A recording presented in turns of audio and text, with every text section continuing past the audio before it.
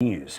Now, Cory Bernardi is a fascinating bloke and a voice that I think we should be listening to in Australian politics. That doesn't mean you have to agree with everything that he says, but we live in an era where Conservatives are often derided and Conservatives are often ignored. Well, not on this show, because I know these are the voices that represent mainstream Australia. An inconvenient truth for much of the political class, but it was a pleasure to talk to the Senator a couple of minutes ago. Well, of course, everything's conditional, Paul, that, you want to see an overall package, but there's nothing that I've seen or heard that convinces me that a rise in the GST is in the long-term interest of taxpayers. The reason governments want to put up things like the GST is because they grow incrementally. Any benefits that they do to mitigate the rise in cost are short-lived at best, because bracket creep and inflation erode those gains, and governments are desperate for more revenue. And I think that's wrong. That's what sent the rest of the world broke slowly.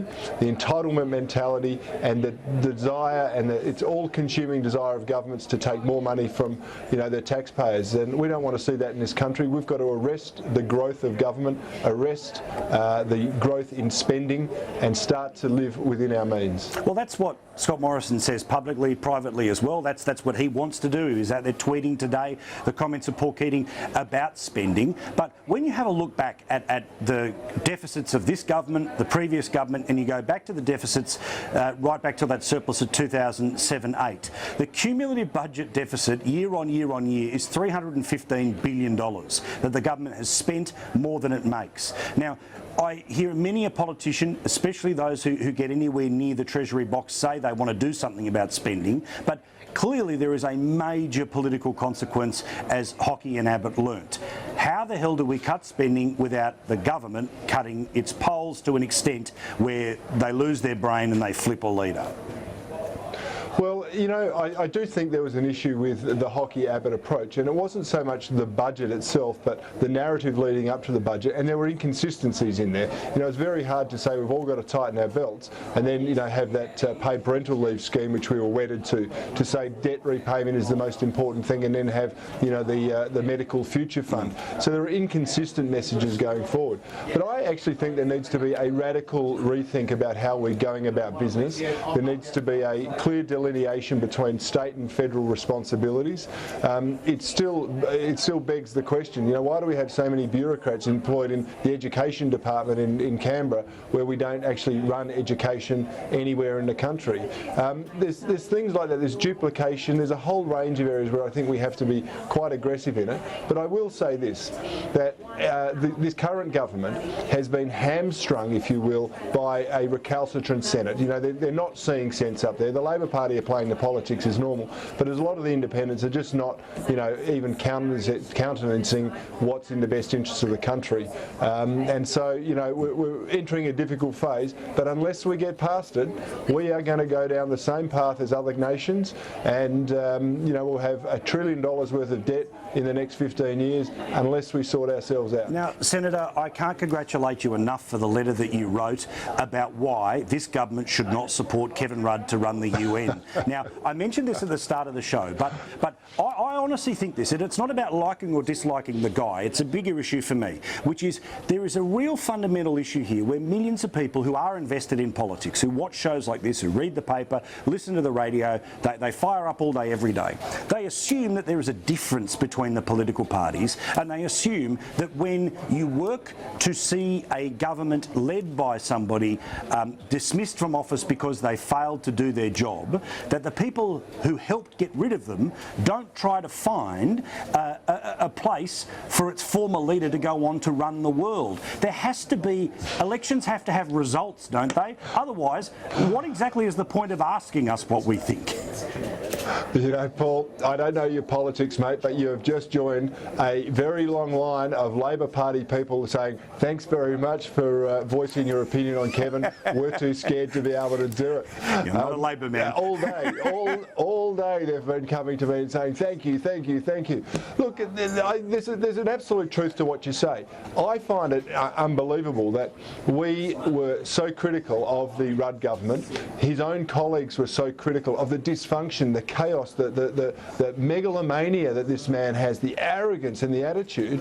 And then all of a sudden, he's trying to put himself up on the world stage in one of the most important positions in international diplomacy, and were even mouthing platitudes about considering supporting him. We have been damning of this bloke, and no one has been more damning than those who had to work with him. And so why would we inflict that on the UN? I'm not a fan of the UN, by the way. It might actually serve a longer term purpose if he dismantled it over there, but I'm not prepared to risk that. And I think if we did that on the world stage, I think Australia would be spending the next 10 years apologising for the damage he was going to do. I agree completely. And just finally here, I wanted to talk about conservatism, because I'm sick of, probably not as much as you are, but I'm sick of the caricature that conservatives play in Australian conversation. And invariably, the only time the media turns to speak to people like yourself or quotes people like Andrew Bolt is about Aborigines or about homosexuals. It seems to be the only things they ever really want to focus on. Now, it seems that educational institutions, the media, and even the corridors of power now at virtually all state and now federal ranks seem to view conservatism as an ugly past or some sort of ignorable voice that we can all sort of move beyond and live without. What role do you see for conservatism as a political force, as a societal force going forward? Because it seems to me it's an all-out war from all levels on anyone who doesn't have the progressive view. Look, I agree with you there, Paul. Conservatism is using the benefit of history to build upon the wisdom and the insights and the experience of our forefathers, the lived experience, if you will, and to make incremental change for the better. So you don't discard, the generations of lived experience on some, folly to seek utopian ideals. And what we've seen in recent times is the attacks on the institutions that really have guided the West. And whether it be religious institutions, the Catholic Church, for example, and other Christian churches which have played a huge role in shaping Western thought, whether it be about our conventions and social mores in regard to the importance of parents for children, about how we should treat each other, how we identify ourselves as, man and woman, or a variety of other things. And we've seen an undermining and erosion of those, what have been historical absolutes. And the purpose of that, and I'm convinced the agenda of that, is to usher in this idea that everything is the same. There is no natural order of things, that governments should be running the show more than individuals, and we should be treating everyone as units of production rather than the individual citizens that they are and the roles that they play, which are often complementary. Differences are often very, very good because they complement each other and lead to a more balanced assessment of things.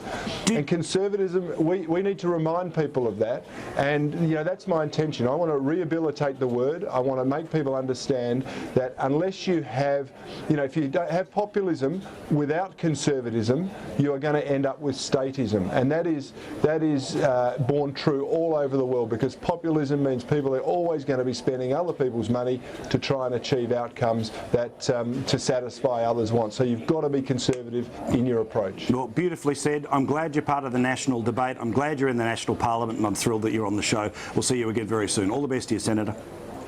Thanks, Paul. All the best to you too.